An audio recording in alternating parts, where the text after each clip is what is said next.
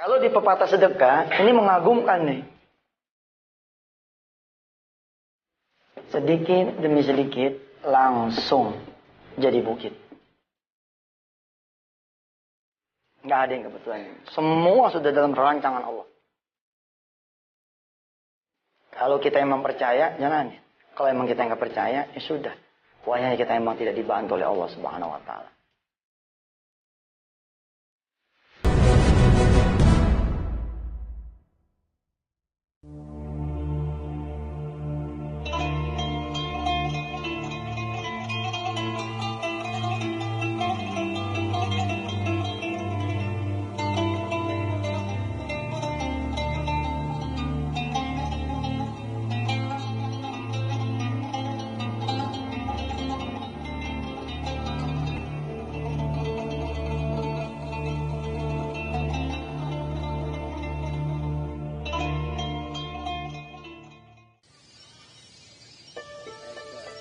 Bergeraklah kepada Allah.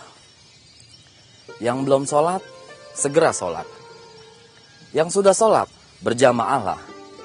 Yang sudah berjamaah, tegakkanlah sunnahnya. Insya Allah, Allah bakal berlari kepada hambanya yang berjalan kepadanya. Dan Allah bakal melompat kepada hambanya yang berlari kepada Allah.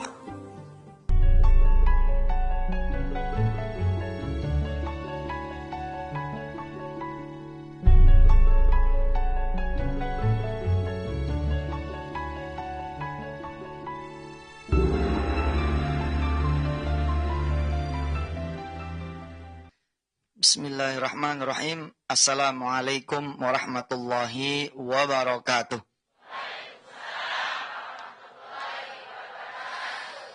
Allahumma salli wa sallim wa barik ala sayyidina Muhammadin wa ala alihi walhamdulillahi rabbil alamin. Alhamdulillah, kita bisa sama-sama hadir memperingati Isra Mi'rajnya Rasulullah sallallahu alaihi wasallam. Satu peristiwa yang sampai sekarang pun sebenarnya masih belum ketalar sama kita punya akal pikiran. Apalagi dulu, bagaimana mungkin Rasulullah sallallahu alaihi wasallam diisrakan oleh Allah dari Makkah ke Masjidil Aqsa, kemudian naik ke Sidratul Muntaha, turun lagi ke Baitul Maqdis, ke Masjidil Aqsa, kemudian pulang ke Makkah, berangkatnya malam, pulangnya sebelum subuh. Kita aja nih hari gini Jakarta Jeddah 9 jam. Ya, Jakarta Jeddah 9 jam. Belum kalau ada yang transit segala. Di Singapura misalkan itu makin lama lagi. Nah, terus bagaimana kita mengimani itu? Memang perkaranya perkara keyakinan. Sampai-sampai Abu Bakar As-Siddiq digelari dengan As-Siddiq karena peristiwa ini. Salah satunya. Ketika kemudian Rasulullah mengumumkan, ada sahabat-sahabat yang bertanya, engkau percaya wahai Abu Bakar? Kata Abu Bakar, apa? Jangankan yang cerita itu. Cerita bahwa wahyu turun dari langit saja saya percaya. Apalagi cerita yang seperti itu. Makanya kemudian Allah mewahyukan ayat yang pertama dalam surah Al-Isra memakai Subhana. Maha suci Allah. Yang memang buat dia nggak ada yang tidak mungkin. Semuanya mungkin. A'udzu billahi minasyaitonir rajim. Bismillahirrahmanirrahim. Subhanalladzi asra bi'abdihi laylan minal masjidil harami ilal masjidil aqsa. الذي باركنا حوله لنريه من آياتنا إنه هو السميع البصير. Ini ada yang alim, ada yang basir. Subhanalladzi asra, maha suci Allah yang memperjalankan hambanya lailan, pada satu malam, minal masjidil haram ilal masjidil aqsa, dari Masjidil Haram sampai ke Masjidil Aqsa. Liluriyahu min ayatina innahu huwas samiul basir. Untuk menjadi tanda memperlihatkan kekuasaan-kekuasaan Allah. Dan sesungguhnya dia maha mendengar lagi maha melihat. Oleh-oleh dari Isra Mi'raj kita tahu. Oleh-olehnya itu perintah salat. Pertanyaannya buat saya dan buat kita semua adalah, kita pakai nggak nih sholat di urusan hidup kita? Pertama, bahwa sholat itu wajib. Iya, insya Allah kita sebagai seorang muslim, muslimah, mukmin, mukminah kita sholat. Tapi sholat kemudian mi'raj, aduh, ini mas saya juga beristighfar. Belum tentu saya juga mi'raj. Yang disebut as-salatu mi'rajul mu'minin, saya pribadi masih belajar. Kadang-kadang kita sholat enak kalau lagi punya hajat ya. Kalau lagi takut, lagi khawatir, lagi punya masalah. Tapi begitu kemudian tidak ada, kita harusnya meningkat ke zona syukur, nggak bisa. Walaupun saya menolak kepada teman-teman yang pada so jago, mengatakan jangan lagi urusan ribet aja ente sholat. Saya menolak itu. Saya bilang kalau ente tutup pintu itu mau kemana orang yang ribet? Kalau ente tutup pintu orang-orang yang bermasalah, jangan pada sholat kalau lagi masalah aja. Mau kemana dia? Bagus dia sholat. Tapi tentu saja saya pun setuju. Bila ada sahabat-sahabat, para alim, para ustadz yang mengatakan, nanti kalau masalahnya udah selesai, istiqomahin sholatnya. Saya setuju. Fadhkuruni adhkurkum. Washkuruli wala takfurun. Ingatlah kepadaku. Aku akan ingat kepada kalian. Nah, salah satu pintu untuk mengingat Allah, salat. Bahkan Allah pun mengatakan, Ista'inu bis-sabri was-salah. Salatlah kalian. Sebagai permohonan minta tolong kepada Allah Subhanahu wa ta'ala. Dulu ketika saya masih nanganin secara pribadi konseling-konseling. Sekarang saya lewat layar kaca ini menyampaikan permohonan maaf yang sebesar-besarnya. Karena alhamdulillah karena kesibukan, karena dakwah atau karena yang lainnya saya sekarang ini kurang hormat ya. Kurang khidmat kepada kawan-kawan yang datang ingin berbicara dengan saya. Tapi kemudian saya ajarkan adik-adik di pesantren Darul Quran, ya, abang-abang yang lain yang saya bisa amanahkan konselingan. Saya bilang nomor 1, coba benerin sholatnya. Kebanyakan orang bermasalah itu rata-rata di urusan sholat. Zaman dulu ya, saya tuh kalau ngonselingin apa-apa kan kalau sekarang dikenalnya sedekah ya. Ada apa-apa sedekah, ada apa-apa sedekah, ada apa-apa sedekah. Sebenarnya melewati berbagai masa. Enggak juga, Yusuf Mansur dan teman-teman di Darul Quran mengatakan sedekah is the only one. It's the only one solution, hanya satu-satunya. Enggak. Kita juga mengajarkan pertaubatan. Sedekah kan tidak berdiri sendiri. Ada sholat malam. Sholat malam temennya sedekah. Kita ajarin juga. Ada masa-masa di mana saya lagi demen ngomongin tentang sholat. Seorang datang, sholatnya benerin dulu. Kayak dokter. Ya. Begitu kita datang, mengap. Buka kancing 1, 2, 3. Nah, periksa sama dia. Dia tulis resep dia tulis, dunia dia bagi sama kita. Nih. Balik lagi Erbo. Nah kadang-kadang saya begitu juga tuh. Ada ibu-ibu datang menenteng anaknya nih. Ustaz, Masya Allah nih anak saya udah 32 umurnya. 32 ditenteng kebayang kan? Emang bener. Masya Allah Ustaz, ini nggak kerja-kerja. Saya ngulehin dia. Sampai kayaknya putus asa deh. Habis dia nggak kerja-kerja. Nah, terus sahabat yang datang ini nih, kawan saya yang datang. Nyengir aja. Terus saya bilang begini sama dia. Insya Allah. Biasanya orang kalau gelap urusan tuh, sholatnya nggak beres. Saya tanya sama dia. Nah sekarang jawab aja deh. Bagaimana urusan sholat ente? Apa dia bilang? Iya sih Ustaz. Iya apa? Iya berantakan. Dari sejak kuliah dulu berantakan. Dia bilang, itu dia. Yaudah, saya ambilin tuh kertas. Saya ambilin kertas, saya tilep tuh kertas. Kemudian saya bilang sama dia begini. Sampai rumah, jalanin nih apa yang ada di dalam kertas ini. Ya.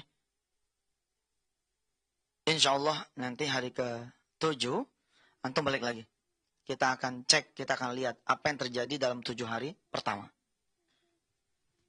Dia mau buka tuh kertas, saya omelin. Jangan dibuka sekarang. Tak hilang tulisannya. Bukanya di rumah aja. Terus saya bilang sama dia, saya bisa tahu loh.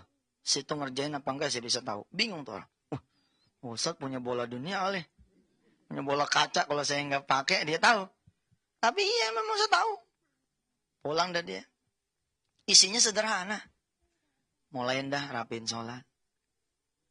Tadinya sendirian, sekarang berjamaah. Kalau tadinya telat, sekarang di awal waktu. Kalau tadinya di rumah, sekarang di masjid. Kalau tadinya nggak pakai qobliyah ba'diyah, sekarang pakai qobliyah ba'diyah. Lakukan ini dulu selama 7 hari. Terhitung mulai hari ini sejak Anda sampai ke rumah. Isinya begitu. Saya bisa tahu dia bohong apa enggak. Gampang ngeceknya. Begitu datang di hari ke-7 terus dia ngomong. Bagaimana? Beres Ustaz? Bagaimana? Beres nih urusan kerjaan? Borok Ustaz. Saya udah ngelakuin, nggak ada tuh. Bohong tuh. Buat saya kalimatnya begitu bohong tuh. Kalau dia udah melakukan, dia mesti benar. Kalau saya ada orang yang benar-benar yakin kepada Allah. Kalau orang udah datang kepada Allah dengan keyakinan, nggak mungkin pulang sia-sia. Alhamdulillah, Senin datang kira-kira begitu. Rebo datang lagi. Belum seminggu tuh. Belum seminggu. Nah, Rebo itu datangnya beda. Kalau kemarin datang tangan kosong, sekarang datang bawa tentean. Bawa lengkeng, bawa mangga. Iya, tandanya berhasil. Ini betul ya? Iya. Nggak apa-apa, emang itu adab ke rumah kiai begitu. Saya kudu kasih tahu nih. Ya. Lah, iya nyenengin guru kan tuh pahalanya subhanallah. Ntar gue dagang dulu, dagang buah-buahan di depan apa? Rumah. Ya, kalau yang mau datang ke situ dulu ambil buah ya. Datang dia. Assalamualaikum Ustaz. Wah, 2 jempol. 2 jempol ya Ustaz. Luar biasa deh. Saya kayak dipukul sama tulisan Ustaz. Begitu saya buka isinya begitu saya ketawa aja. Ya benar juga ya. Kerjaan dicari. Yang maha memberikan pekerjaan tidak dicari. Lowongan pekerjaan saya intik mana-mana. Tapi jadwal sholat saya nggak ngeh. Betul Ustaz. Yang saya cari selama seminggu nih Allah aja. Ternyata Rebo, saya udah dapat kerjaan. Subhanallah Ustaz. Jadi, Ustaz, belum 7 hari saya udah kerja nih Ustaz. Memang sih kerjaannya sopir juga Ustaz. Jadi rupanya dia orang ini dulunya udah jadi sopir. Terus dia merasa, masa S1 jadi sopir sih? Berhenti. Tapi begitu berhenti mati lampu. Nggak ada tuh kerjaan-kerjaan buat dia. Orang mah ya kalau dapat kerjaan, syukurin. Nanti meningkat lagi. Syukurin, meningkat lagi. Syukurin, nanti meningkat lagi, dan seterusnya. Kita mesti bersyukur. Kalau kita tambahin syukurnya, nanti nikmatnya pasti bertambah. Rupanya dia pas jadi sopir, dia malah nggak bersyukur. Mati lampu. Begitu mati lampu, kejadian bertahun-tahun, nyampelah ke rumah, kemudian sholat. Tapi dia sempat putus asa. Dia cerita Senin sore dia mulai sholat lagi, Selasa sore ketemu majikan lama. Hatinya udah pilih gini, aduh dia lagi. Baru mulai kerja sih, baru mulai ngurusin sholat, ketemunya majikan lama. Apa jalannya mesti jadi sopir lagi gitu. Tapi dia udah rapiin tuh, sholat tuh udah dirapiin. Ada qobliyah ba'diyah, ada sholat malam, udah dirapiin. Lihat bedanya. Kerjanya emang tetap supir. Tetap supir. Tapi gajinya jauh. Jauh gajinya. Tanya sama majikannya, sekarang kerja di mana? Alhamdulillah Pak, gak kerja. Kalau gitu besok datang dah. Datang dah turbonya. Terima jadi sopir. Ya karena emang nunggu waktu, ya bismillah dah diterima. Majikannya nanya, kemarin digaji berapa ya? Sebenarnya kemarin itu digaji 800. Tapi dia nggak enak nih. Nggak enak ngucap sama si majikan. Dia ngomong begini. Kalau masalah gaji sih terserah bapak aja. Ya udahlah, kalau gitu 1,8 cukup ya. Subhanallah. Subhanallah. Nggak apa-apa sopir gue, iya. Asal gajinya gede mah. Daripada gajinya, kerjanya manajer tapi gajinya nggak ada. Nah, Bapak Ibu yang dirahmati Allah, coba periksa nih. Urusan keyakinan. Urusan betul-betul urusan keyakinan. Bagaimana kita yakin nggak sama Allah? Kalau cerita Isra Mi'raj, cerita yang lain-lain, insya Allah dah. Kita coba ntar bahas pelan-pelan. Ya, Isra Mi'raj itu kan merupakan hiburan juga dari Allah buat Rasulullah Sallallahu Alaihi Wasallam. Ada 2 orang yang dicintai oleh Rasulullah dan meninggal dunia. Siapa tuh? Nomor 1, Abu Thalib. Yang kedua, Siti Khadijah. Meninggal tuh dia. Meninggal sehingga Rasulullah merasa secara manusianya nggak ada lagi orang yang ngelindungin dia. Nggak ada lagi yang bisa dia peluk ketika dia bersedih. 1 tahun setelah peristiwa wafatnya Abu Thalib dan Siti Khadijah itulah kemudian Rasulullah di Isra dan di Mi'rajkan. Ketemu langsung dengan yang punya jagat. Tahun di mana meninggalnya Abu Thalib dan Siti Khadijah itu disebut Amul Khuzn. Tahun kesedihan. Dihibur tuh Rasulullah untuk ketemu dengan Allah Azza wa Jalla. Soal sholat ini sama saya cintai seperti sedekah. Kenapa saya mencintai sholat? Karena Rasulullah mencintai sholat. Derajat saya jelas Masya Allah. Masih jauh dari derajat Rasulullah. Tapi saya berusaha. Ada satu kitab kecil ya. Saya bacakan salah satu isinya. Kana Nabi sallallahu alaihi wasallam idza hazabahu amrun shalla. Adalah Rasulullah sallallahu alaihi wasallam kalau lagi sedih, lagi banyak urusan, lagi ribet, lagi ada sesuatu yang mengganggu dia punya hati, dia sholat. Saya mengingatnya dulu di awal-awal ketika saya ceramah, itu kaki kita gemeteran. Kayaknya ngelihat orang tuh gak bisa gitu. Iya benar di awal-awal udah sama aja sama yang lain gitu.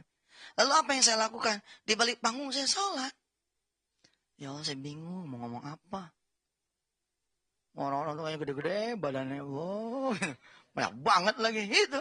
Saya bawa tuh urusan sholat. Kenapa? Karena saya punya pengalaman urusan apa aja saya bawa tuh sholat. Saya dulu mengingat ya pernah satu masa itu istri saya tuh bilang bahwa nggak ada lagi kita punya duit. Jangan buat bayar utang, buat urusan kita punya dapur juga nggak ada. Kecuali kita jual nih cincin kawin.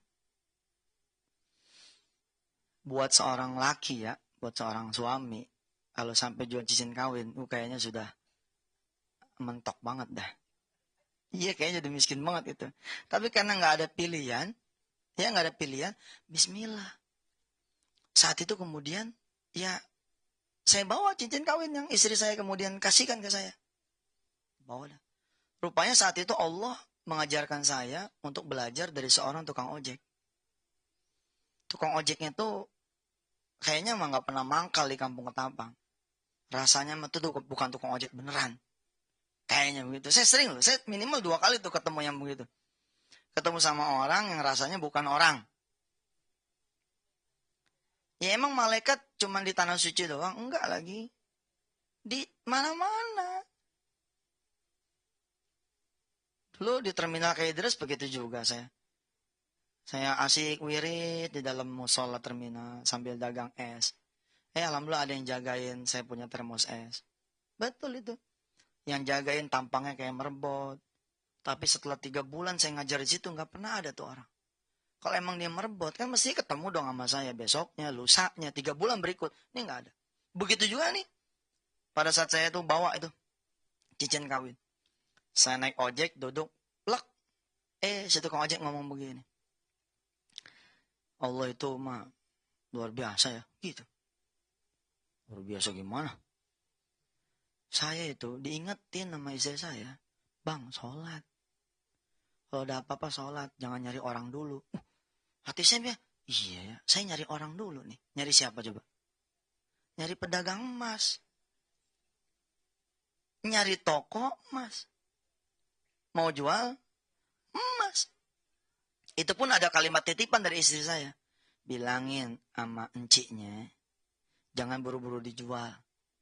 Tahan sampai 14 hari, ntar kita tebus lagi. Itu lazim tuh, ya. Kalau di toko emas tuh biasa. Dikasih kesempatan kita menebus lagi. Bukan ngegade, tapi ngejual. Di sepanjang, berangkat dari Kampung Ketapang menuju Terminal Kalideres, jadi ada Pasar Hipli namanya, disitulah si toko emas saya tuju. Saya belajar sesuatu ya. Wah, si tukang ojek kemudian bicara bahwa saya nggak percaya sama istri saya, tapi saya lakuin juga. Saya sholat. Begitu saya sholat, habis sholat saya tidur-tiduran. Kemudian ada seorang bapak nyamperin saya, nawarin saya kerjaan. Dia cerita sepanjang perjalanan bahwa kemudian dia dapat pertolongan gitu. Ini kan, kalau memang dia orang beneran, berarti kan Allah juga yang menggerakkan. Kan dia nggak tahu sih mau jual emas. Dia nggak tahu juga saya lagi punya masalah. Dan di mana tuh kok ojek ngobrol kayak begini? Hampir rata-rata nggak ada.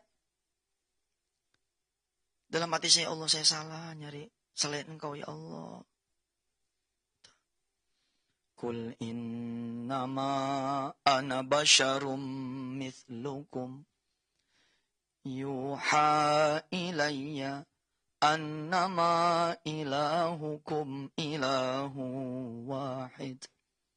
Faman kana yarju liqa'a rabbih falya'mal 'amalan salihan wa la yusyrik bi'ibadati rabbih ahada. Ikhtiar saya ke toko emas menjadi ibadah. Kalau gimana? Ketika istri saya ngomong, Kak, nggak ada lagi duit yang bisa kita pakai buat urusan dapur. Borok buat bayar utang, urusan belanjaan juga kita nggak ada. Baik, yuk kita sholat dulu yuk. Kalau emang jalannya ini yang kita pikir tinggal jual emas ini, ya udah, kita jual deh. Tapi sholat dulu. Sholat hajat tuh cincin emas, cincin kawin, taruh di atas sejadah. Sambil kita nangis, kalau bisa jangan dijual gitu kan. Tapi kalau saya main selagu-lagunya jalan, inilah yang dimaksud dengan syirik kecil. Kita menganggap bahwa Allah nggak ada, kita lengkahin. Kita lengkahin itu Allah. Akhirnya begitu nyampe tuh di Pasar Hipli, tukang ojek nanya sama saya, nih udah nyampe mas?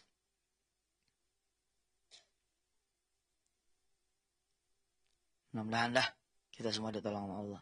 Terus saya bilang, nggak jadi pak, balik aja. Nggak jadi. Karena saya tahu udah kesalahan saya, udah balik deh. Balik, alhamdulillah di perjalanan rumah tangga kami ada banyak keajaiban dari Allah Subhanahu wa taala.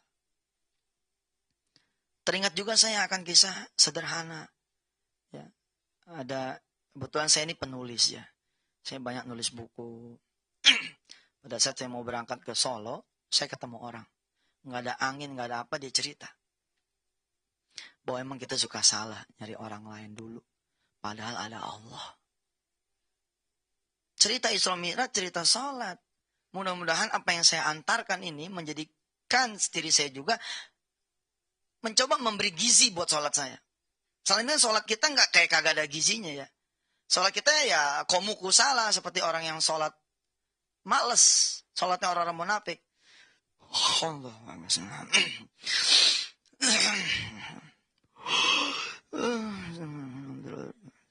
Iya benar sholat kita begitu kadang-kadang. Kita sholat baru benar kalau di depan raudhah, di atas raudhah ya. Di Madinah sholatnya baru benar. Udah. Begitu takbir ngambreng baunya kemana-mana. Kalau ketemu sama orang pakai deodoran, kalau giliran ketemu sama Allah, ketemu kenal 7 bulan udah cuci. Warnanya krem, aslinya putih. Ampun. Itu kita benar. Mubadu dia cerita. Ada tukang asongan nih di Gambir. Zaman dulu kan ada tukang asongan ya. Kalau sekarang tuh nggak boleh ya. Tukang asongan. Ini cerita orang kecil nih. Cerita tentang keyakinan kalau ketemu Allah, masalah tuh nggak ada. Ketemu Allah, masalah itu selesai. Nah, ini persoalan keyakinan. Nah si tukang asongan ini dikisahkan lagi butuh duit 70.000 buat anaknya sekolah. Sebulan dia nyari nggak ketemu. Di malam terakhir istrinya ngingetin. Bang, abang nih kelamaan gak sholat kali. Sholat kita. Mudah-mudahan besok ada pertolongan dari Allah. Orang tuh ya kalau lagi susah rata-rata dengar tuh hatinya. Ya. Orang kalau lagi susah ini kuping dengar. Apa dia bilang? Iya juga ya. Oh kali ini gue udah lama gak sholat kali. Gue sholat dah. Ibu bapak jangan sombong loh. Kita yang sholat kalau nggak ada isinya. Boleh juga kita menyangka bahwa diri kita emang nggak sholat selama ini. Nggak hudur hati kita. Kita sebenarnya tidak mencari Allah. Tapi sekedar menunaikan kewajiban belaka. Kita tidak sedang memperdengarkan hidup kita, hajat kita, masalah kita kepada Allah. Kecuali kita emang kudu sholat. Gitu aja. Nah saat itu si tukang asongan bilang. Iya juga ya. Ya gue sholat deh. Tapi Isya udah tanggung nih, besok aja dia bilang. Besok subuh. Apa kata bininya? Bang, abang datangnya sekarang, ntar Allah datang besok bang, pagi. Kalau abang datangnya besok, ntar Allah datangnya lohor loh. Kalau abang datangnya lohor, ntar Allah datangnya asar. Ntar. Udah gini sekarang aja. Iya, gue sholatnya. Habis sholat dia berdoa kepada Allah. Kan? Habis berdoa kita boleh sholat kan? Habis sholat kita boleh berdoa kan? Iyyaka na'budu. Oh iya karena nasta'in. Dia berdoa. Ya Allah, saya udah sholat nih. Besok saya perlu duit 70.000. Tolong ya, jangan sampai kagak, dia bilang. Boleh nggak berdoa begini? Iya, boleh atuh dah sama Allah mah. Sama Allah pakai bahasa sendiri.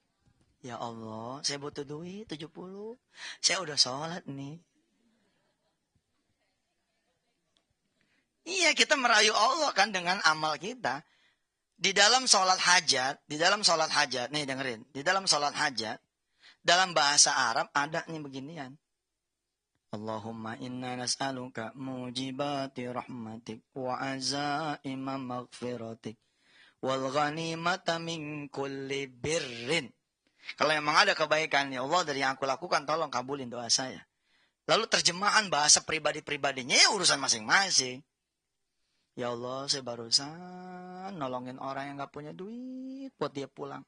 Ya Allah, saya juga gak punya duit buat pulang kampung. Tolongin saya. Ini namanya kita mempertaruhkan amal kita. Bukan berarti kita tidak ikhlas, gak ada urusannya. Si asongan doa begitu. Ya Allah, asal kau tahu deh nih, besok 70.000 nih butuh. Saya udah sholat nih. Ya boleh nggak setuju, silakan aja. Lipat. Tidur aja ditenang udah. Dia udah pasrahin pada Allah. Pagi-pagi diingetin sama bininya, dia sholat lagi. Dia berdoa lagi. Ya Allah, semalam udah isya, sekarang udah sholat subuh. Jangan lupa nih, hari ini saya butuh 70, udah sebulan saya cari nggak ketemu.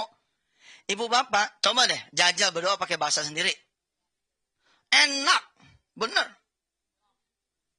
Ya Allah, suami saya tuh dia, lihat tuh, dengerin tuh. Dia pengen kawin lagi masa. Kita jadi kayak curhat sama Allah tuh. Sama orang lain kan kita berani curhat tuh ya. Padahal orang lain itu sangat tidak bisa menjaga rahasia. Sedangkan Allah ya sattar, yang maha menjaga rahasia. Kenapa sama Allah gak bisa curhat? Karena kita tidak yakin Allah ada di depan kita. Itu persoalan. Ustazah, jadi begitu Ustazah. Sedih saya. Terus di rumah juga gak ada duit Ustazah. Boleh meminjam dikit. Lah, sama orang bisa begitu. Sama Allah kenapa kita nggak bisa? Merajuk kepada Allah. Habis subuh doa lagi, jalan dah tuh dia. Jalan alhamdulillah. Jam 7, jam 8, jam 9 nggak ada yang beli tuh asongan. Iya. Tuh asongan nggak ada yang beli, sampai bingung dia. Gue udah sholat isya. Gue udah sholat subuh. Tapi malah engkak sama sekali nih. Dia bilang sama Allah nih, kalau begini terus nih, zohor nggak ada. Kalau begini terus nih, udah zohor mah nggak ada. Cukup udah. Kemarin nggak sholat, ada rizki. Rokok sebatang aja mah. Tisu permen apa. Nah, ini mana nih? Itu manusiawi loh. Itu kita juga. Saat peristiwa itu datang kepada kita, beristighfarlah kepada Allah. Wajar kok kita kelelahan dalam ibadah. Ya Allah capek, nggak nyampe-nyampe ya Allah. Yang ngomong lah, lebih baik ngomong kok daripada enggak kita bisulan. Rawatan. Mau ngadu-ngadu sama siapa ya gitu kan. Ya kita ngomong sama Allah. Bahasa-bahasanya kita aja dah. Tentu saja lebih afdol kalau kita sudah pakai bahasanya Rasulullah. Pakai bahasa doa. Habis doa rapi, baru doa bahasa kita ya. Contoh sholat duha. Iya baca dulu wasiatnya Rasulullah. Allahumma inna duha duhauka dan seterusnya. Habis itu baru ngomong. Ya Allah perasaan nih besok terakhirnya anak saya buat daftar ulang. Kalau sampai besok nggak ada ya Rob. Ini anak nggak kuliah. Kalau nggak kuliah masih ya bodoh kayak bapaknya. Nggak demen saya rasanya begitu ya Allah. Iya saya pengen anak saya pinter. Gitu. Dia berdoa Isya subuh. Tapi ada keanehan. Ternyata sampai jam 9 nggak ada yang beli. Itulah ujian. Makanya kenapa perintah sholat digabung dengan perintah sabar. Ista'inu bisabri wassalah. Si tukang asongan tadi ngancem kan di jam 9 tadi kan. Ntar nih ya. Kalau sampai lohor nggak ada yang beli juga nih. Udahlah. Cukup tuh. Isya sampai subuh. Ya saya ngobrol tuh sama dia di Gambir tuh. Sama tuh orang. Saya berangkat ke Solo. Dia ada di situ. Saya tulis. Menjelang zuhur, hatinya dikasih adem sama Allah. Dikasih adem hatinya. Baru Isya sama subuh udah nyerah. Masih ada zuhur sama asar. Iya. Azan berkumandang. Allahu Akbar, Allahu Akbar. Ya Allah. Ya deh. Saya salat deh. Salat zuhur. Salat lohor, doanya dibenerin. Doanya sama dia dibenerin. Ya Allah. Yang 70 mah jangan dipikirin dah. Yang penting jangan sampai nggak ada yang beli nih. Dia bilang gitu. Biarin deh yang 70 mah. Nggak sekolah dah. Emang anak tukang asongan dia bilang gitu. Yang penting mah jangan sampai nggak ada yang beli. 1 permen aja kata dia begitu. Habis dia bingung nih. Setengah hari udah berlalu nggak ada yang beli. Nah udah. Begitu asar ada juga keajaiban. Subhanallah. Bener loh Bu.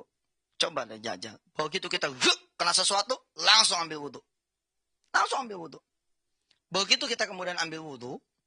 Kita kemudian sholat. Dan rasakanlah keajaibannya. Minimal ya. Minimal kita akan dibagi apa? Ketenangan oleh Allah Subhanahu Wa Taala. Minimal.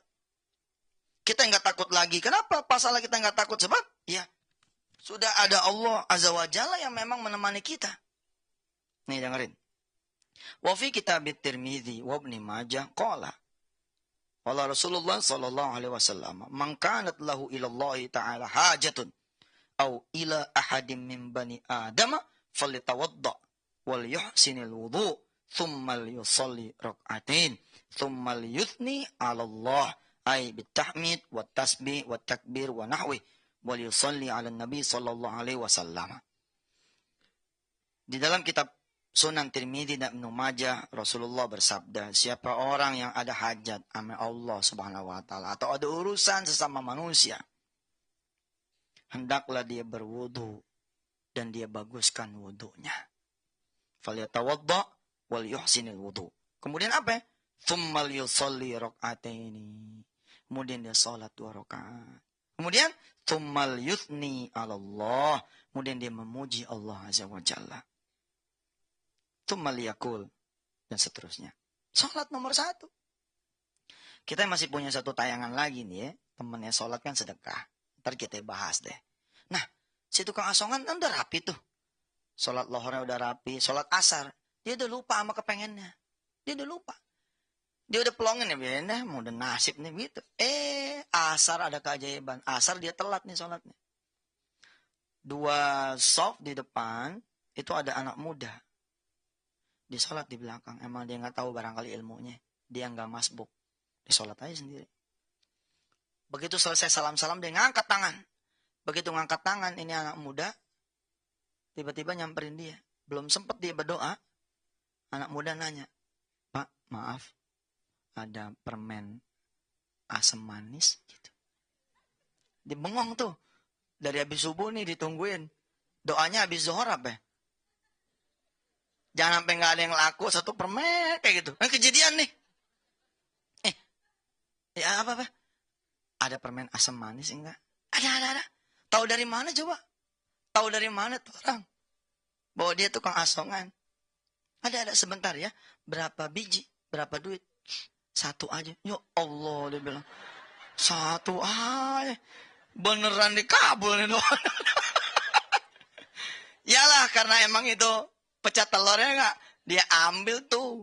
Di depan musola Gambir ya. Kan kalau saudara-saudara ke Gambir tuh ya, belakang ada musola tuh. Ini cerita dari situ tuh. Wallahu alam bisawab, orang masih ada apa enggak saya enggak tahu. Yang jelas saya pernah tulis kisah ini. Diambil permen 1. Kemudian dikasih ke anak muda. Nih, 1. Subhanallah, orang ini nanya, berapa duit?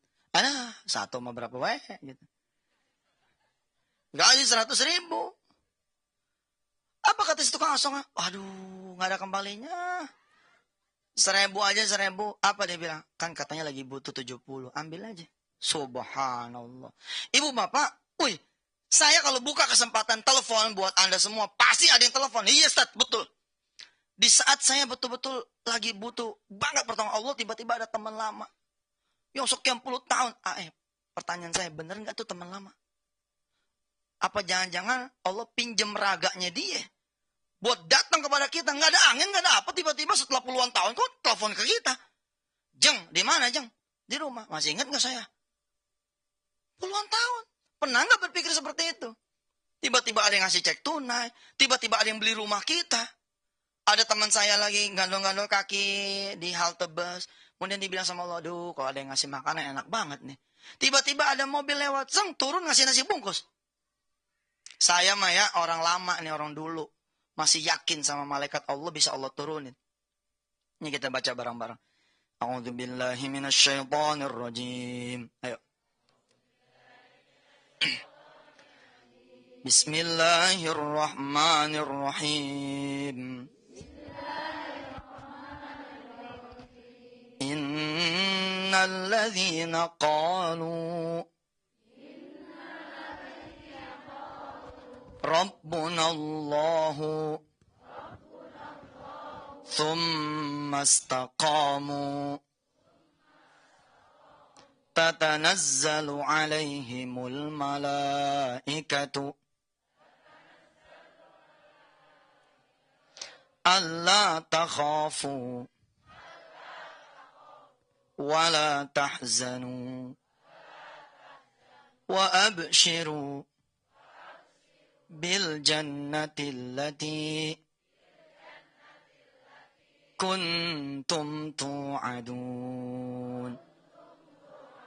Innal ladzina qalu rabbuna Allah. Siapa orang yang berprinsip Tuhannya adalah Allah, yang bantu dia adalah Allah, yang nolong dia adalah Allah, yang bayarin anak ke sekolah adalah Allah, yang bayarin ujian anaknya adalah Allah, yang nyariin jodoh buat anaknya adalah Allah, yang bikin dia punya anak adalah Allah, yang menghidupkan anaknya adalah Allah, yang menyembuhkan anaknya adalah Allah, yang bayarin hutang adalah Allah, kullu Allah. Semuanya Allah. Tatanazzalu alaihimul malaikatu alla takhafu wa la tahzan.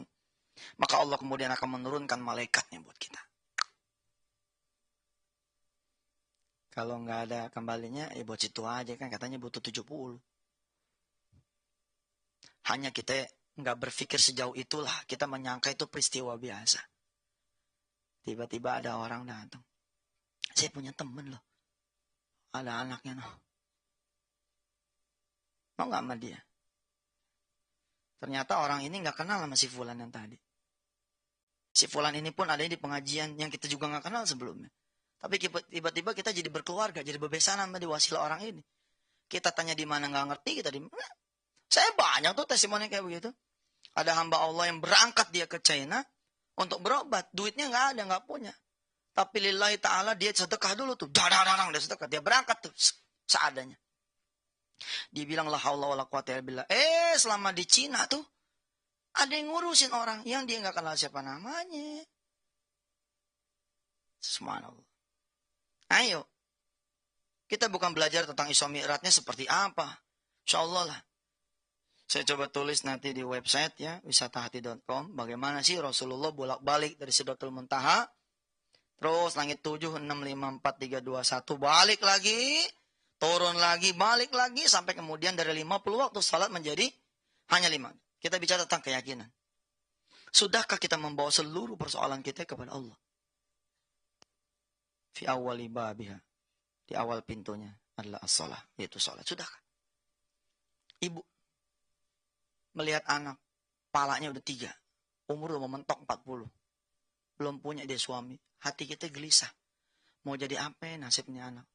Terus denger nih kalimat ini, pemirsa juga denger nih.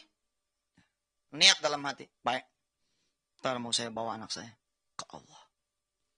Kira-kira jam 2, setengah 3 bangunin tuh anak.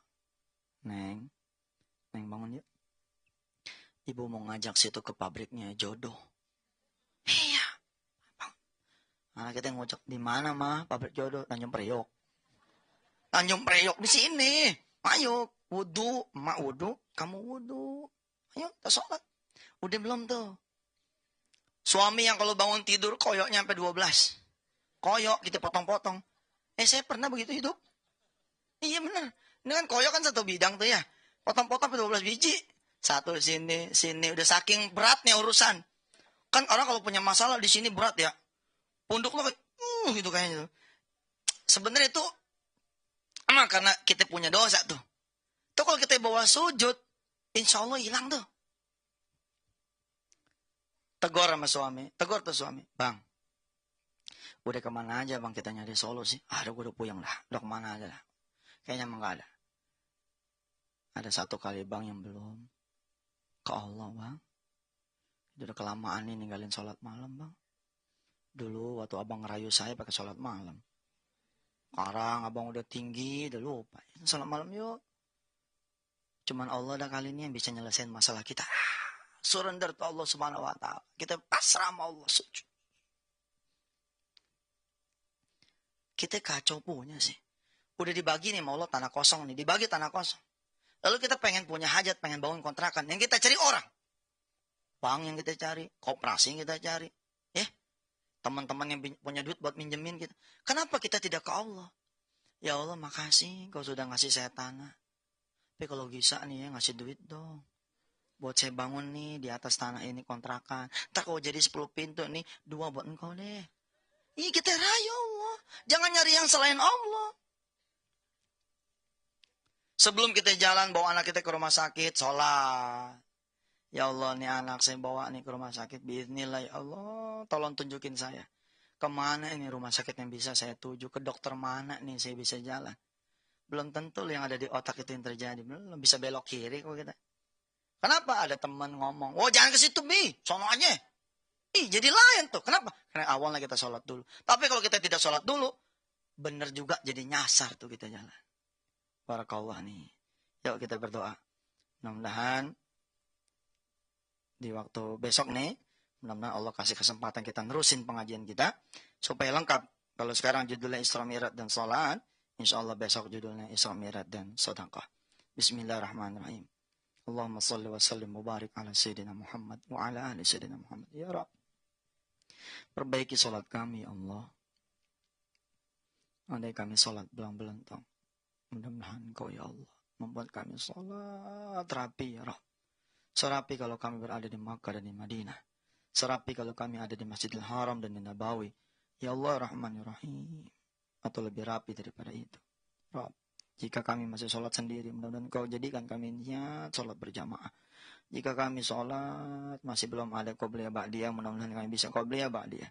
Kalau kami selama ini selalu ditungguin oleh Engkau ya Allah, azan sudah berkumandang, tapi pekerjaan dunia yang masih kami rapiin, yang masih kami duluin, mudah-mudahan sehabis melihat tayangan ini ya Allah, Kau mengampuni dosa kami yang selalu membuat Engkau menunggu kami. Izinkan kami menunggu Engkau ya Allah. Sebelum azan berkumandang, kami sudah dalam keadaan siap berwudu dan di atas sejadah. Ya Allah Rahman Rahim, bahkan jadikan kami bisa sholat duha, bisa sholat malam dengan keluarga kami, dengan anak kami, dengan orang yang kami cintai. Rabbi ja'alna muqimas shalah wa min dzurriyyatina rabbana wa taqabbal du'a rabbana ighfir lana dzunubana wa liwalidina warhamna wa'afina wa'fu 'anna. Allahumma ya Allah, آتنا حسن الخاتمة. ربنا عليك توكلنا وإليك أنبنا وإليك المصير. ربنا آتنا في الدنيا حسنة وفي الآخرة حسنة وقنا عذاب النار والحمد لله رب العالمين.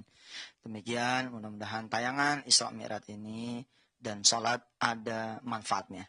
Silakan koreksi masing-masing sholatnya bagaimana. Koreksi juga anak, koreksi juga suami, koreksi istri. mudah-mudahan Allah membuat kita rapi sholatnya. Dan kita berharap mudah-mudahan ketika kita kemudian meninggal dunia, Allah sudah mengampuni semua dosa-dosa kita. Sampai ketemu lagi. Wassalamualaikum warahmatullahi wabarakatuh.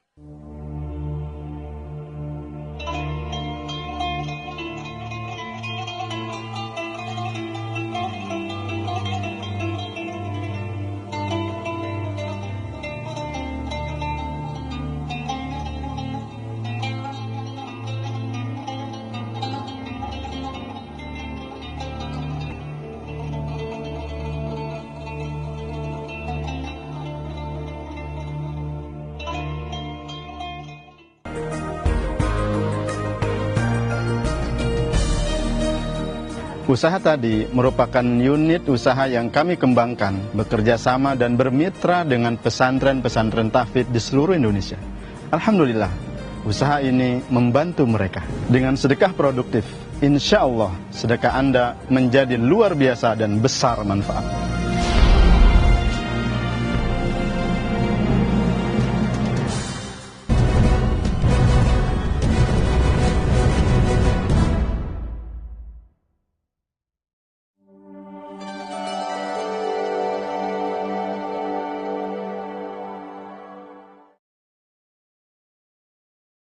Makanya kenapa perintah sholat digabung dengan perintah sabar. Ista'inu bis-sabri was-shalah. Si tukang asongan tadi ngancem kan di jam 9 tadi kan. Ntar nih ya, kalau sampai lohor nggak ada yang beli juga nih. Udahlah, cukup tuh isya sampai subuh. Ya saya ngobrol tuh sama dia di Gambir tuh, sama tuh orang. Saya berangkat ke Solo, dia ada di situ. Saya tulis. Menjelang zuhur, hatinya dikasih adem sama Allah. Dikasih adem hatinya. Baru isya sama subuh udah nyerah. Masih ada zuhur sama asar. Iya. Azan berkumandang. Allahu Akbar, Allahu Akbar. Ya Allah. Ya deh. Saya salat deh. Salat zuhur. Salat lohor, doanya dibenerin. Doanya sama dia dibenerin. Ya Allah, yang 70 mah jangan dipikirin dah. Yang penting jangan sampai nggak ada yang beli nih, dia bilang gitu. Biarin deh, yang 70 mah nggak sekolah dah. Emang anak tukang asongan, dia bilang gitu. Yang penting mah jangan sampai nggak ada yang beli. 1 permen aja kata dia begitu. Habis dia bingung nih, setengah hari udah berlalu nggak ada yang beli. Nah udah. Begitu asar ada juga keajaiban. Subhanallah. Bener loh Bu. Coba deh jajal. Begitu kita kena sesuatu, langsung ambil wudhu. Langsung ambil wudhu. Begitu kita kemudian ambil wudhu, kita kemudian sholat. Dan rasakanlah keajaibannya. Minimal ya. Minimal kita akan dibagi apa? Ketenangan oleh Allah Subhanahu wa Ta'ala. Minimal. Kita nggak takut lagi. Kenapa? Pasalah kita nggak takut? Sebab ya sudah ada Allah Azza wa Jalla yang memang menemani kita. Nih dengerin. Wa fi kitab Tirmidzi wa Ibnu Majah qala qala Rasulullah sallallahu alaihi wasallam man kanat lahu ila Allah taala hajatun au ila ahadin min bani adam falyatawadda wal yuhsinil wudu thumma yusalli rak'atain thumma yuthni 'ala Allah ay bitahmid wat tasbih wat takbir wa nahwi wal yusalli 'ala nabi sallallahu alaihi wasallam. Di dalam kitab Sunan Tirmidzi dan Ibnu Majah, Rasulullah bersabda, siapa orang yang ada hajat sama Allah Subhanahu wa Ta'ala atau ada urusan sesama manusia, hendaklah dia berwudu dan dia baguskan wudunya. Falyatawadda wal yuhsinil wudu. Kemudian apa? Tsummal yusalli rak'ataini. Kemudian dia salat 2 rakaat. Kemudian tsummal yuthni 'ala Allah. Kemudian dia memuji Allah Azza wa Jalla. Yakul dan seterusnya. Salat nomor 1. Kita masih punya satu tayangan lagi nih ya. Temennya salat kan sedekah. Ntar kita bahas deh. Nah, si tukang asongan kan udah rapi tuh. Salat lohornya udah rapi. Salat asar. Dia udah lupa sama kepengennya. Dia udah lupa. Dia udah pelongin ya. Biarin mau udah nasib nih gitu. Asar ada keajaiban. Asar dia telat nih salatnya. 2 soft di depan, itu ada anak muda. Dia sholat di belakang. Emang dia nggak tahu barangkali ilmunya. Dia nggak masbuk. Dia sholat aja sendiri. Begitu selesai salam-salam, dia ngangkat tangan. Begitu ngangkat tangan, ini anak muda, tiba-tiba nyamperin dia. Belum sempat dia berdoa, anak muda nanya, "Pak, maaf, ada permen asam manis?" Gitu. Dia bengong tuh. Dari habis subuh nih ditungguin. Doanya habis zuhur apa ya? Jangan sampai nggak ada yang laku, 1 permen kayak gitu. Kejadian nih. Ya apa? Ada permen asam manis enggak? Ada. Tahu dari mana coba? Tahu dari mana tuh orang? Bahwa dia tukang asongan. Ada sebentar ya. Berapa biji? Berapa duit? 1 aja. Ya Allah, dia bilang. 1 aja. Beneran dikabul nih doang. Yalah, karena emang itu pecah telurnya enggak. Dia ambil tuh. Di depan musola Gambir ya. Kan kalau saudara-saudara ke Gambir tuh ya, belakang ada musola tuh. Ini cerita dari situ tuh. Wallahu alam bisawab, orang masih ada apa enggak saya enggak tahu. Yang jelas saya pernah tulis kisah ini. Diambil permen 1. Kemudian dikasih ke anak muda. Nih, 1. Subhanallah, orang ini nanya, "Berapa duit?" "Ada 1 mau berapa wae?" gitu. "Gaji 100.000. Apa kata si tukang asongan? "Aduh, enggak ada kembalinya. 1.000 aja 1.000. Apa dia bilang? "Kan katanya lagi butuh 70. Ambil aja." Subhanallah. Ibu bapak, saya kalau buka kesempatan telepon buat Anda semua, pasti ada yang telepon. Iya Ustaz, betul. Di saat saya betul-betul lagi butuh banget pertolongan Allah, tiba-tiba ada teman lama. Yang sekian puluh tahun. Pertanyaan saya, bener nggak tuh teman lama? Apa jangan-jangan Allah pinjem raganya dia? Buat datang kepada kita, nggak ada angin, nggak ada apa, tiba-tiba setelah puluhan tahun kok telepon ke kita. "Jeng, di mana Jeng?" "Di rumah." "Masih ingat nggak saya?" Puluhan tahun. Pernah nggak berpikir seperti itu? Tiba-tiba ada yang ngasih cek tunai, tiba-tiba ada yang beli rumah kita. Ada teman saya lagi gandong-gandong kaki di halte bus, kemudian dibilang sama Allah, "Aduh, kalau ada yang ngasih makanan enak banget nih." Tiba-tiba ada mobil lewat, turun ngasih nasi bungkus. Saya mah ya orang lama nih, orang dulu. Masih yakin sama malaikat Allah bisa Allah turunin. Ini kita baca bareng-bareng. A'udzubillahi minasyaitonirrajim. Ayo. Bismillahirrahmanirrahim. Innal ladzina qalu Rabbuna Allahu thumma istaqamu tatanazzalu alaihimul malaikatu alla takhafu wa la tahzanu wa abshiru bil jannati allati kuntum tu'adun. Innal ladzina qalu rabbuna Allah. Siapa orang yang berprinsip Tuhannya adalah Allah, yang bantu dia adalah Allah, yang nolong dia adalah Allah, yang bayarin anak ke sekolah adalah Allah, yang bayarin ujian anaknya adalah Allah, yang nyariin jodoh buat anaknya adalah Allah, yang bikin dia punya anak adalah Allah, yang menghidupkan anaknya adalah Allah, yang menyembuhkan anaknya adalah Allah, yang bayarin hutang adalah Allah, kullu Allah. Semuanya Allah. Tatanazzalu alaihimul malaikatu alla takhafu wa la tahzan. Maka Allah kemudian akan menurunkan malaikatnya buat kita. Kalau nggak ada kembalinya, ya buat situ aja kan, katanya butuh 7. Bapak Ibu yang dirahmati Allah, coba periksa nih. Urusan keyakinan, urusan betul-betul urusan keyakinan. Bagaimana kita yakin nggak sama Allah? Kalau cerita Isra Mi'raj, cerita yang lain-lain, insya Allah dah. Kita coba ntar bahas pelan-pelan. Ya, Isra Mi'raj itu kan merupakan hiburan juga dari Allah buat Rasulullah SAW. Ada 2 orang yang dicintai oleh Rasulullah dan meninggal dunia. Siapa tuh? Nomor 1, Abu Thalib. Yang kedua, Siti Khadijah. Meninggal tuh dia. Meninggal sehingga Rasulullah merasa secara manusianya nggak ada lagi orang yang ngelindungin dia. Nggak ada lagi yang bisa dia peluk ketika dia bersedih. 1 tahun setelah peristiwa wafatnya Abu Thalib dan Siti Khadijah itulah kemudian Rasulullah di-Isra dan di-Mi'rajkan. Ketemu langsung dengan yang punya jagat. Tahun di mana meninggalnya Abu Thalib dan Siti Khadijah itu disebut Amul Khuzn.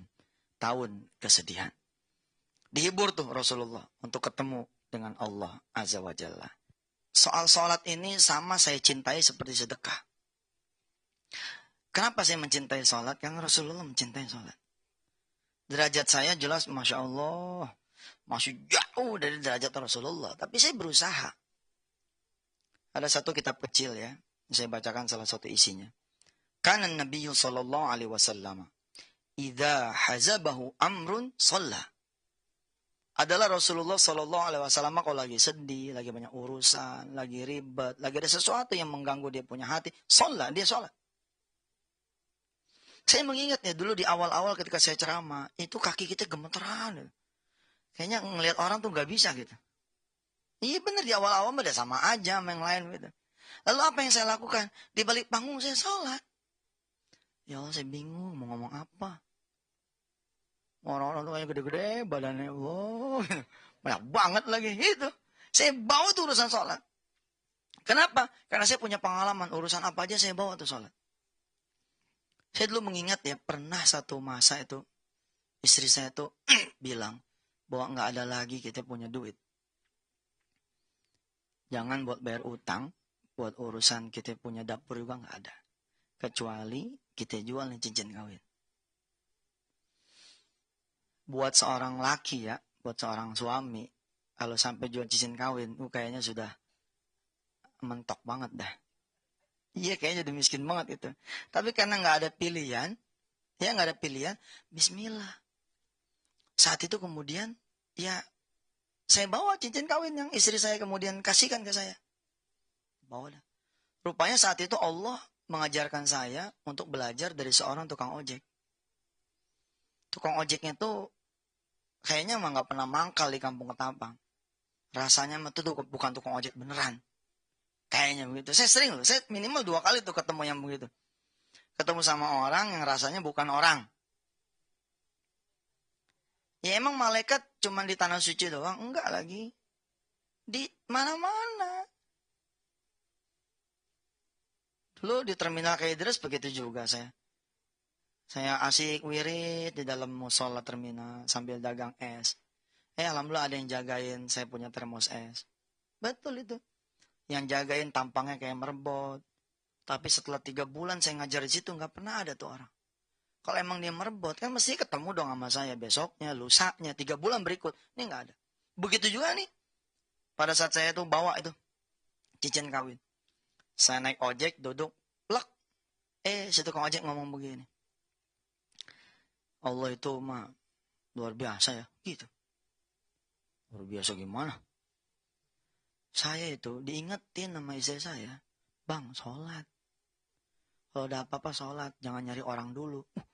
Hati saya, iya ya, saya nyari orang dulu nih. Nyari siapa coba? Nyari pedagang emas. Nyari toko emas. Mau jual emas. Itu pun ada kalimat titipan dari istri saya. Bilangin sama enciknya, jangan buru-buru dijual. Tahan sampai 14 hari, ntar kita tebus lagi. Itu lazim tuh. Ya. Kalau di toko emas tuh biasa. Dikasih kesempatan kita menebus lagi. Bukan ngegade, tapi ngejual. Di sepanjang, berangkat dari kampung Ketapang menuju terminal Kaideres. Jadi ada pasar Hipli namanya. Disitulah si toko emas saya tuju. Saya belajar sesuatu ya. Wah, si tukang ojek kemudian bicara bahwa saya nggak percaya sama istri saya. Tapi saya lakuin juga. Saya sholat. Begitu saya sholat, habis sholat saya tidur-tiduran. Kemudian ada seorang bapak nyamperin saya, nawarin saya kerjaan. Dia cerita sepanjang perjalanan bahwa kemudian dia dapat pertolongan. Gitu. Ini kan, kalau memang dia orang beneran, berarti kan Allah juga yang menggerakkan. Kan dia nggak tahu saya mau jual emas. Dia nggak tahu juga saya lagi punya masalah. Dan di mana tuh kok ojek ngobrol kayak begini? Hampir rata-rata nggak ada. Dalam hati saya, Allah saya salah nyari selain engkau ya Allah. Kul innama ana basyarum mithlukum yuha ilayya annama ilahukum ilahu wahid. Faman kana yarju liqa'a rabbih فَلْيَعْمَلْ عَمَلًا صَالِحًا وَلَا يُشْرِكْ بِعِبَادَةِ رَبِّهِ أَحَدًا. Ikhtiar saya ke toko emas menjadi ibadah. Kalau gimana? Ketika istri saya ngomong, Kak, nggak ada lagi duit yang bisa kita pakai buat urusan dapur. Borok buat bayar utang, urusan belanjaan juga kita nggak ada. Baik. Yuk kita sholat dulu yuk. Kalau emang jalannya ini yang kita pikir tinggal jual emas ini, ya udah kita jual deh. Tapi sholat dulu. Sholat hajat tuh cincin emas, cincin kawin, taruh di atas sejadah. Sambil kita nangis kalau bisa jangan dijual gitu kan. Tapi kalau saya main selagu-lagunya jalan, inilah yang dimaksud dengan syirik kecil. Kita menganggap bahwa Allah nggak ada, kita lengkahin. Kita lengkahin itu Allah. Akhirnya begitu nyampe tuh di pasar Hipli, tukang ojek nanya sama saya. Nih, udah nyampe mas?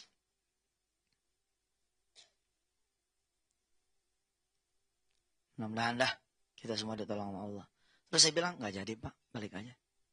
Nggak jadi. Karena saya tahu udah kesalahan saya, udah balik deh.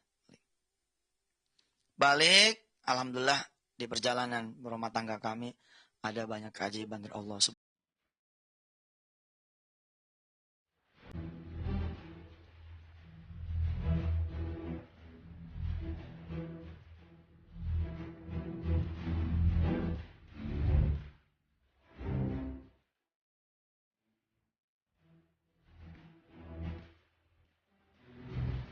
Kalau di pepatah sedekah, ini mengagumkan nih.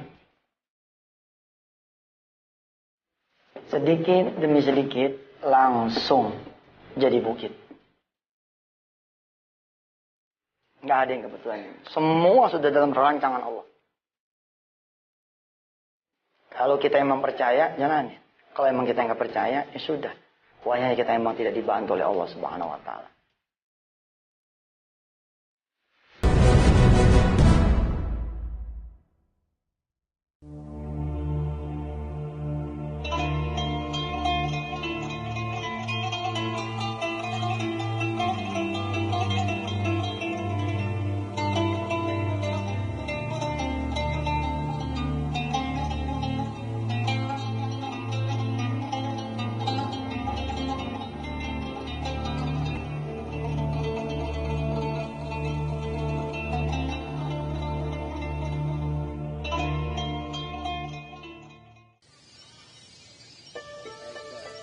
Bergeraklah kepada Allah. Yang belum sholat, segera sholat. Yang sudah sholat, berjamaahlah. Yang sudah berjamaah, tegakkanlah sunnahnya. Insya Allah, Allah bakal berlari kepada hambanya yang berjalan kepadanya. Dan Allah bakal melompat kepada hambanya yang berlari kepada Allah.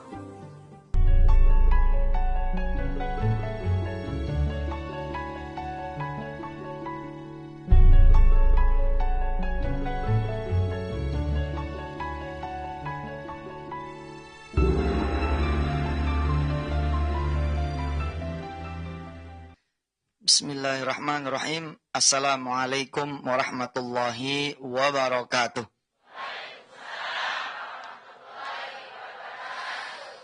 Allahumma salli wa sallim wa barik ala sayyidina Muhammad wa ala alihi walhamdulillahi rabbil alamin. Alhamdulillah kita bisa sama-sama hadir memperingati Isra Mi'rajnya Rasulullah sallallahu alaihi wasallam. Satu peristiwa yang sampai sekarang pun sebenarnya masih belum ketalar sama kita punya akal pikiran. Apalagi dulu, Bagaimana mungkin Rasulullah Sallallahu Alaihi Wasallam diisrakan oleh Allah dari Makkah ke Masjidil Aqsa, kemudian naik ke Sidratul Muntaha, turun lagi ke Baitul Maqdis, ke Masjidil Aqsa, kemudian pulang ke Makkah, berangkatnya malam, pulangnya sebelum subuh. Kita aja nih hari gini Jakarta Jeddah 9 jam. Ya, Jakarta Jeddah 9 jam. Belum kalau ada yang transit segala. Di Singapura misalkan, itu makin lama lagi. Nah, terus bagaimana kita mengimani itu? Memang perkaranya perkara keyakinan. Sampai-sampai Abu Bakar As-Siddiq digelari dengan As-Siddiq karena peristiwa ini. Salah satunya. Ketika kemudian Rasulullah mengumumkan, ada sahabat-sahabat yang bertanya, engkau percaya wahai Abu Bakar? Kata Abu Bakar apa? Jangankan yang cerita itu. Cerita bahwa wahyu turun dari langit saja saya percaya.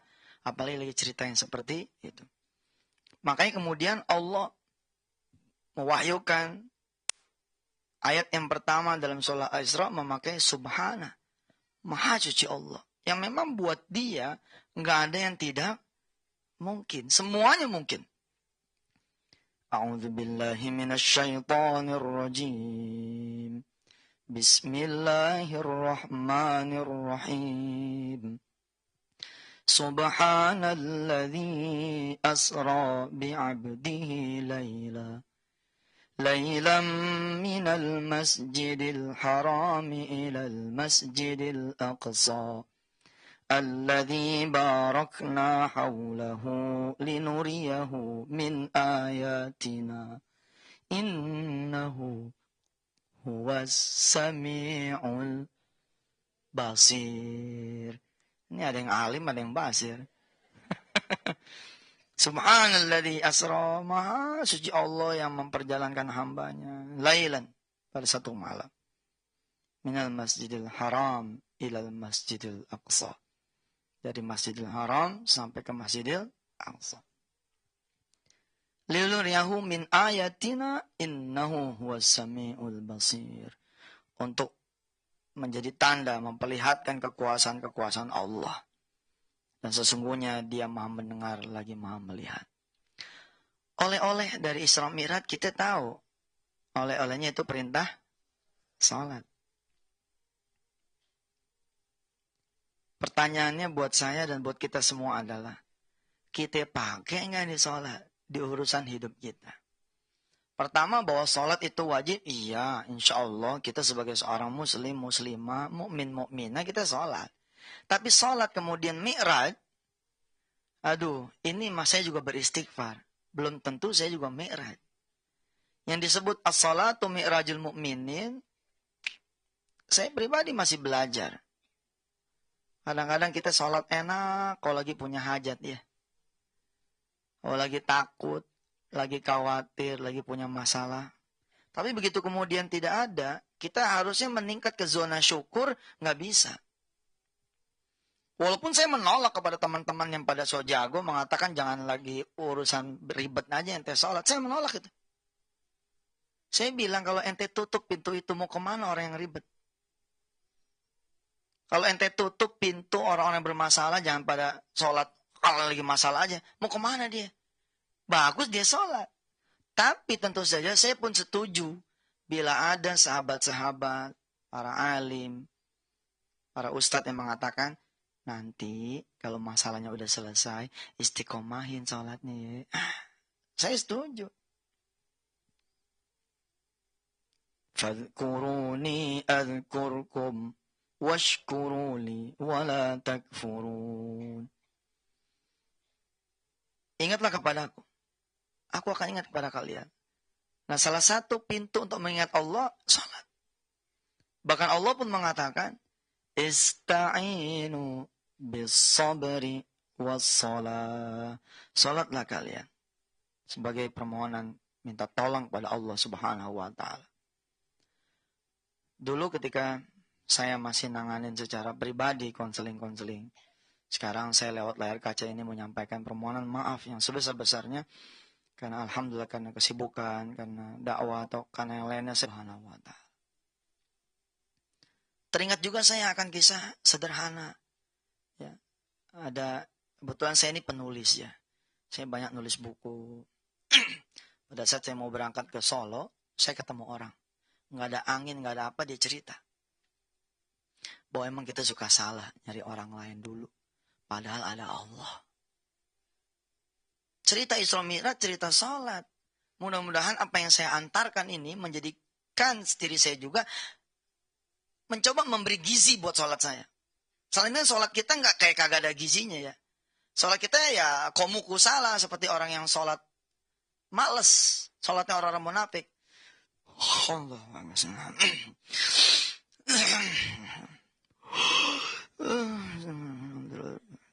Iya benar sholat kita begitu kadang-kadang. Kita sholat baru benar kalau di depan raudhah, di atas raudhah ya. Di Madinah sholatnya baru benar. Udah. Begitu takbir ngambreng baunya kemana-mana. Kalau ketemu sama orang pakai deodoran, kalau giliran ketemu sama Allah, ketemu kenal 7 bulan udah cuci. Warnanya krem, aslinya putih.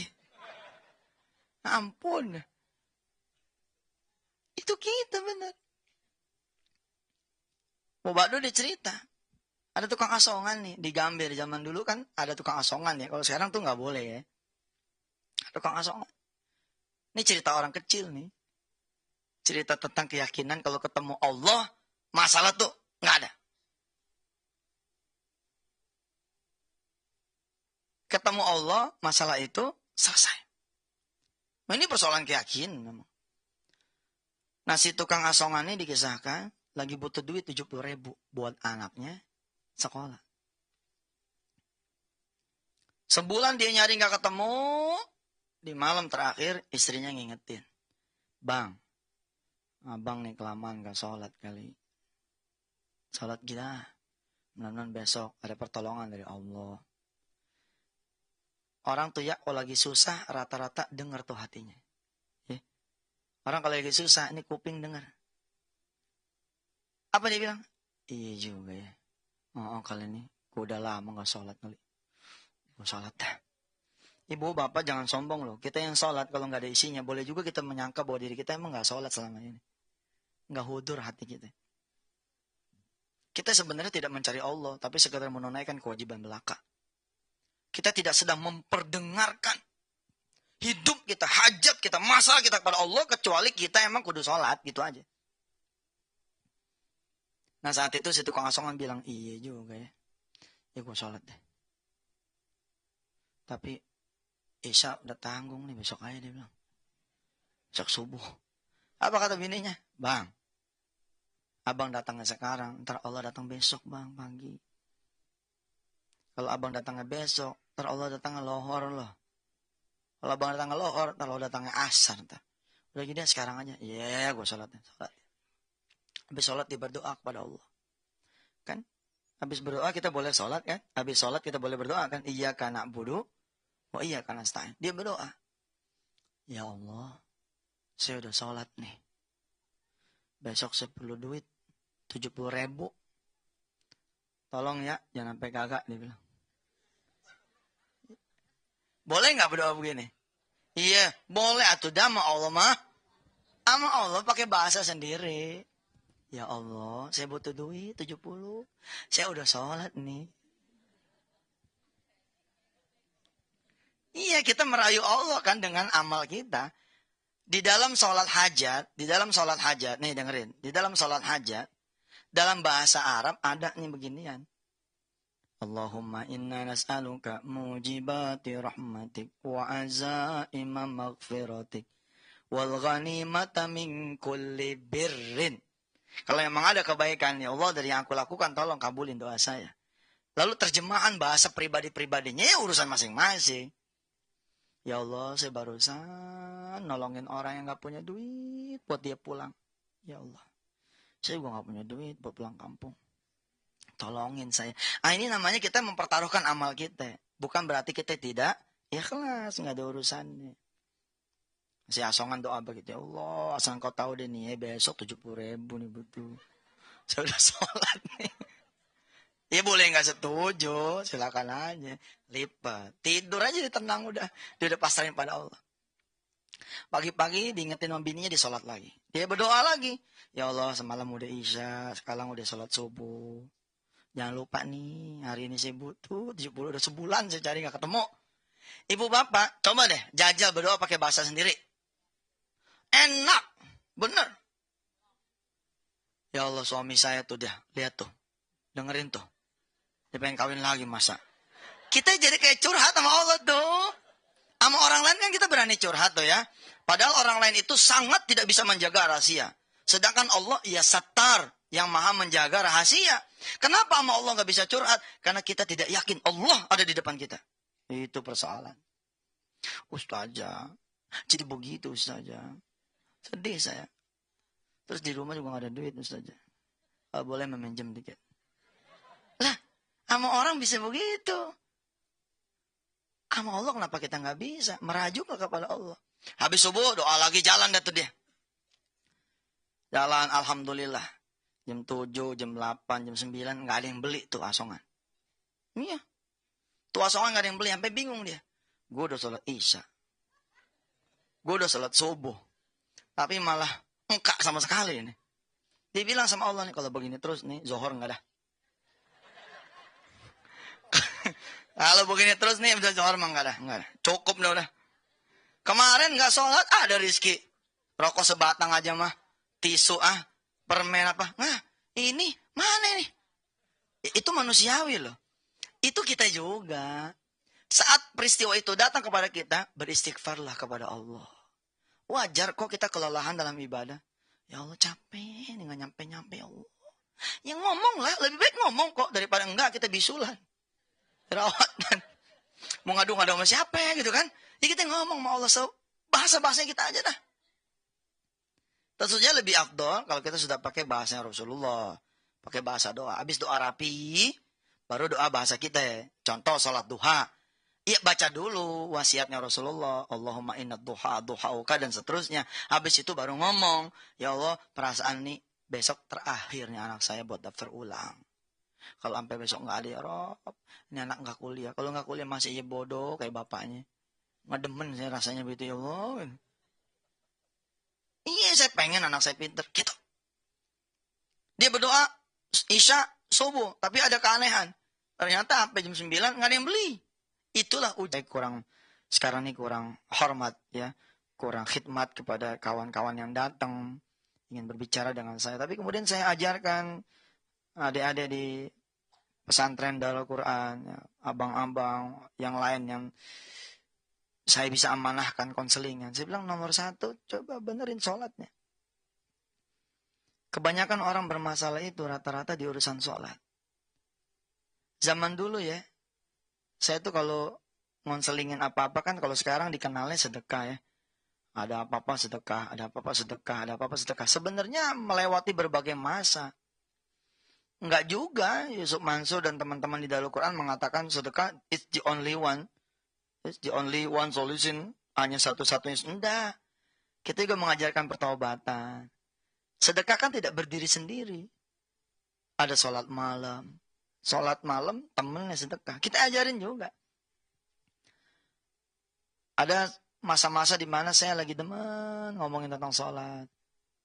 Seorang datang, sholatnya benerin dulu. Kayak dokter. Ya. Begitu kita datang, mangap. Buka kancing 1, 2, 3. Nah, periksa sama dia. Dia tulis resep dia tulis, tuh dia bagi sama kita. Nih. Balik lagi nyerbok. Nah kadang-kadang saya begitu juga tuh. Ada ibu-ibu datang menenteng anaknya nih. Ustaz, Masya Allah nih anak saya udah 32 umurnya. 32 ditenteng kebayang kan? Emang bener. Masya Allah Ustaz, ini gak kerja-kerja. Saya ngolehin dia. Sampai kayaknya putus asa deh. Habis dia gak kerja-kerja. Nah, terus sahabat yang datang ini nih, kawan saya yang datang. Nyengir aja. Terus saya bilang begini sama dia. Insya Allah. Biasanya orang kalau gelap urusan tuh, sholatnya gak beres. Saya tanya sama dia. Nah sekarang jawab aja deh. Bagaimana urusan sholat ente? Apa dia bilang? Iya sih Ustaz. Iya apa? Iya berantakan. Dari sejak kuliah dulu berantakan, dia bilang, itu dia. Yaudah, saya ambilin tuh kertas. Saya ambilin kertas, saya tilep tuh kertas. Kemudian saya bilang sama dia begini, sampai rumah jalanin nih apa yang ada di dalam kertas ini. Ya. Insya Allah nanti hari ke-7, antum balik lagi. Kita akan cek, kita akan lihat apa yang terjadi dalam 7 hari pertama. Dia mau buka tuh kertas, saya omelin. Jangan dibuka sekarang. Tak hilang tulisannya. Bukanya di rumah aja. Terus saya bilang sama dia, saya bisa tahu loh. Situ ngerjain apa enggak, saya bisa tahu. Bingung tuh orang. Ustaz punya bola dunia oleh. Punya bola kaca, kalau saya nggak pakai, dia tahu. Tapi iya, memang saya tahu. Pulang dah dia. Isinya sederhana. Mulai dah rapiin sholat. Tadinya sendirian, sekarang berjamaah. Kalau tadinya telat, sekarang di awal waktu. Kalau tadinya di rumah, sekarang di masjid. Kalau tadinya nggak pakai qobliyah ba'diyah, sekarang pakai qobliyah ba'diyah. Lakukan ini dulu selama 7 hari. Terhitung mulai hari ini, sejak Anda sampai ke rumah. Isinya begitu. Saya bisa tahu dia bohong apa enggak. Gampang ngeceknya. Begitu datang di hari ke-7, terus dia ngomong, bagaimana? Beres, Ustaz? Bagaimana? Beres nih urusan kerjaan? Borok, Ustaz. Saya udah ngelakuin, nggak ada tuh. Bohong tuh. Buat saya kalimatnya begitu bohong tuh. Kalau dia udah melakukan, dia mesti benar. Kalau saya ada orang yang benar-benar yakin kepada Allah. Kalau orang udah datang kepada Allah dengan keyakinan, nggak mungkin pulang sia-sia. Alhamdulillah, Senin datang kira-kira begitu. Rebo datang lagi. Belum seminggu tuh. Belum seminggu. Nah, Rebo itu datangnya beda. Kalau kemarin datang tangan kosong, sekarang datang bawa tentean. Bawa lengkeng, bawa mangga. Iya, tandanya berhasil. Ini betul ya? Iya. Nggak apa-apa, emang itu adab ke rumah kiai begitu. Saya kudu kasih tahu nih. Ya. Lah, iya nyenengin guru kan tuh pahalanya subhanallah. Ntar gue dagang dulu, dagang buah-buahan di depan apa? Rumah. Ya, kalau yang mau datang ke situ dulu ambil buah ya. Datang dia. Assalamualaikum Ustaz. Wah, 2 jempol. 2 jempol ya Ustaz. Luar biasa deh. Saya kayak dipukul sama tulisan Ustaz. Begitu saya buka isinya begitu, saya ketawa aja. Ya benar juga ya. Kerjaan dicari. Yang maha memberikan pekerjaan tidak dicari. Lowongan pekerjaan saya intik mana-mana. Tapi jadwal sholat saya nggak ngeh. Betul Ustaz. Yang saya cari selama seminggu nih Allah aja. Ternyata Rebo, saya udah dapat kerjaan. Subhanallah Ustaz. Ya deh. Ustaz, belum 7 hari saya udah kerja nih Ustaz. Memang sih kerjaannya sopir juga Ustaz. Jadi rupanya dia orang ini dulunya udah jadi sopir. Terus dia merasa, masa S1 jadi sopir sih? Berhenti. Tapi begitu berhenti, mati lampu. Pecet. Nggak ada tuh kerjaan-kerjaan buat dia. Orang mah ya, kalau dapat kerjaan, syukurin. Nanti meningkat lagi. Syukurin, meningkat lagi. Syukurin, nanti meningkat lagi, dan seterusnya. Kita mesti bersyukur. Kalau kita tambahin syukurnya, nanti nikmatnya pasti bertambah. Rupanya dia pas jadi sopir, dia malah nggak bersyukur. Mati lampu. Begitu mati lampu, kejadian bertahun-tahun, nyampelah ke rumah, kemudian sholat. Tapi dia sempat putus asa. Dia cerita, Senin sore dia mulai sholat lagi, Selasa sore ketemu majikan lama. Hatinya udah pilih gini, aduh dia lagi. Baru mulai kerja sih, baru mulai ngurusin sholat, ketemunya majikan lama. Apa jalannya mesti jadi sopir lagi gitu. Tapi dia udah rapiin tuh. Sholat tuh udah dirapiin. Ada qobliyah ba'diyah. Ada sholat malam. Udah dirapiin. Lihat bedanya. Kerjanya emang tetap sopir. Tetap sopir. Tapi gajinya jauh. Jauh gajinya. Tanya sama majikannya. Sekarang kerja di mana? Alhamdulillah Pak. Gak kerja. Kalau gitu besok datang dah. Datang dah tuh roboknya. Terima jadi sopir. Ya karena emang nunggu waktu. Ya bismillah dah diterima. Majikannya nanya, Kemarin digaji berapa ya? Sebenarnya kemarin itu digaji 800. Tapi dia nggak enak nih. Nggak enak ngucap sama si majikan. Dia ngomong begini. Kalau masalah gaji sih terserah bapak aja. Ya udahlah kalau gitu 1,8 cukup ya. Subhanallah. Subhanallah. Nggak apa-apa sopir gue iya. Asal gajinya gede mah. Daripada gajinya kerjanya manajer tapi gajinya nggak ada.